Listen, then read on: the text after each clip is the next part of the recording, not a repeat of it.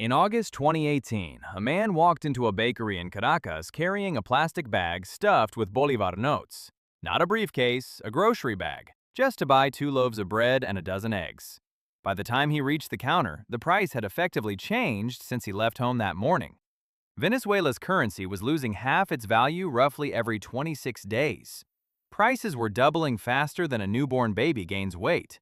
And at the center of it all sat one man who for over a decade controlled the money printer, the oil wells, and the fate of 30 million people, Nicolas Maduro. This is the story of how a single leader's economic decisions turned one of the richest oil nations on earth into a country where a lifetime of savings couldn't buy a cup of coffee. And how, in January of this year, it all came crashing down on him personally, arrested by American forces and flown to New York in handcuffs. Hyperinflation isn't just an abstract economics term. It's the reason millions of Venezuelans fled their homeland, the reason grandparents watched pensions become worthless overnight, and the reason a country sitting on the largest oil reserves in the world couldn't afford to import toilet paper. Understanding what happened in Venezuela matters because it shows exactly what occurs when a government tries to solve every economic problem by printing more money, a temptation that exists in every country, just usually kept in check by institutions Venezuela no longer had. The story starts earlier than Maduro, with his predecessor Hugo Chavez, who used Venezuela's oil wealth to fund massive social programs while nationalizing private industries and tightening currency controls. When Chavez died in 2013, Maduro, his hand-picked successor and former bus driver turned foreign minister, inherited an economy already leaning on a single crutch: oil, which made up nearly all of Venezuela's export earnings. Then, oil prices crashed in 2014, and the government faced a brutal choice: cut spending or print money to cover the gap. Maduro chose the printer. Venezuela's central bank, which was not independent from the president's office, expanded the money supply by over 60% in a single year and kept going. By 2018, prices were rising so fast that economists estimated annual inflation exceeding 1 million%, meaning something that cost 1 bolivar in January could cost 1 million bolivars in December. Here's the mechanism, explained simply. A currency is really just a claim on real goods and services. Dollars, euros, bolivars, all of them are promises that when you hand this paper to someone, they'll give you something real in return, like bread or gasoline. A government can print more of that paper anytime it wants, but it cannot print more bread or more gasoline. When the amount of money in circulation grows far faster than the actual goods available to buy, each individual bolivar becomes a smaller slice of a fixed pie.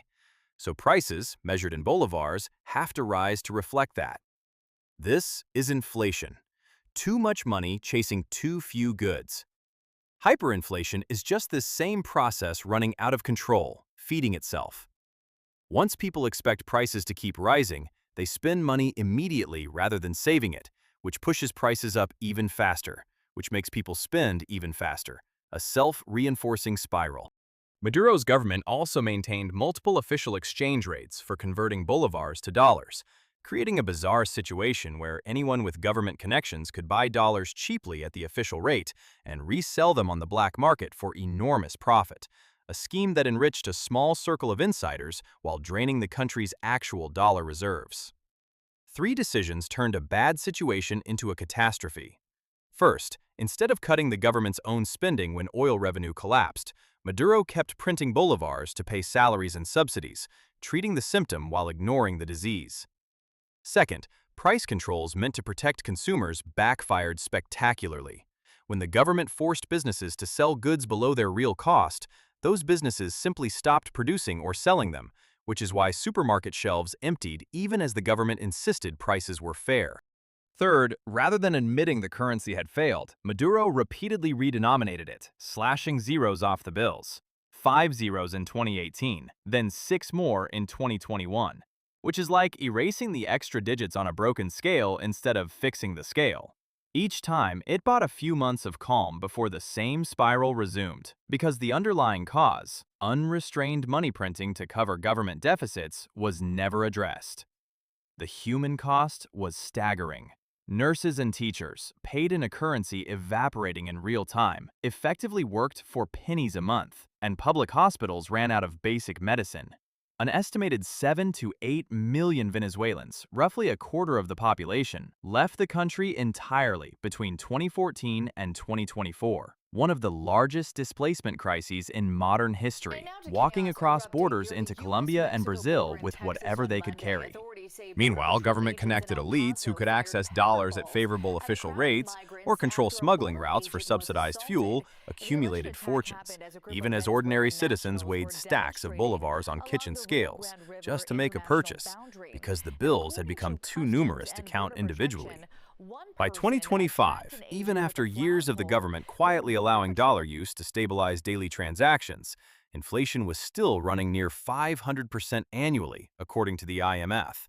And in January 2026, U.S. forces captured Maduro in a military operation, flying him to New York to face narco-terrorism charges, ending his more than 12 years in power and installing his vice president, Delcy Rodriguez, as interim leader.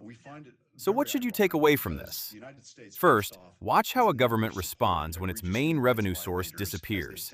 Cutting spending honestly is painful, but printing money to paper over the gap is almost always worse in the long run.